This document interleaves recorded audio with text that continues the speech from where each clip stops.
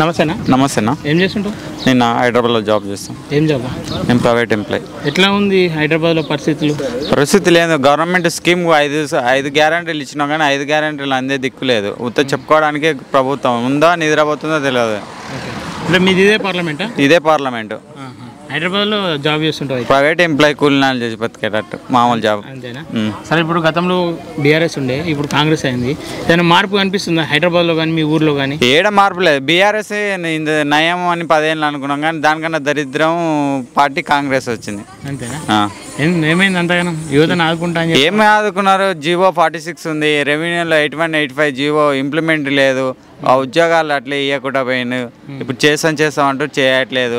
ఎవడు పట్టించుకున్నది?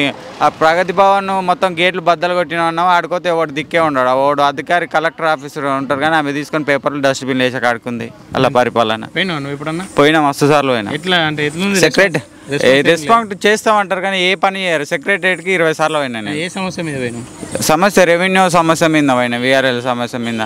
CM appointment దొరుకుతలేదు. పెద్ద పెద్ద నాయకులకు, రెడ్డిలకు ఉన్న వాళ్ళకు ఉంది కానీ పేదోళ్ళకి ఏం లేదు ప్రభుత్వంలో. సరే, అంటే మార్పు ఏం లేదు. నిద్రపోతున్నట్టుంది 100 రోజులకు. ఏం చేసిండు గవర్నమెంట్? కేసీఆర్ ఇచ్చిన జియోని, అది జాబ్ క్యాలెండర్ ఈయన వచ్చి నేను ఇచ్చిన అంటుండే. ఎవరు ఇచ్చినా అది చేసింది ఏం లేదు.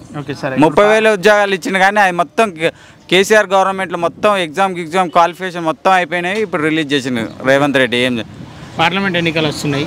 ఇటు మీది నార్కర్నూలుకి, ఇటు కాంగ్రెస్ నుండి మల్లు రవి, బీఆర్ఎస్ నుండి ఆర్ఎస్ ప్రవీణ్ కుమార్, బీజేపీ నుండి భరత్ వస్తారు. భరత్ యువకుడు, చదువుకున్నాడు, మేధావి, పెద్ద పబ్లిక్లో తెలిసిన వ్యక్తి, లోకల్ వ్యక్తి, నార్కర్నూలు కాన్స్టిట్యున్సీ కాబట్టి భరత్ 100%. ప్రవీణ్ కుమార్ కూడా చదువుకున్నాడు, సెక్రటరీగా చేసిండు. ఐపీఎస్ సెక్రటరీ చేసినోడు ఎవరికి చేసిండు? అలంపూర్ అన్నాడు. మరి బీఎస్పీ పార్టీలో ఉన్నాడు, మళ్ళీ బీఆర్ఎస్ కిందకి వచ్చిన అలా ఉండి పోటాడి చేయొచ్చు కదా.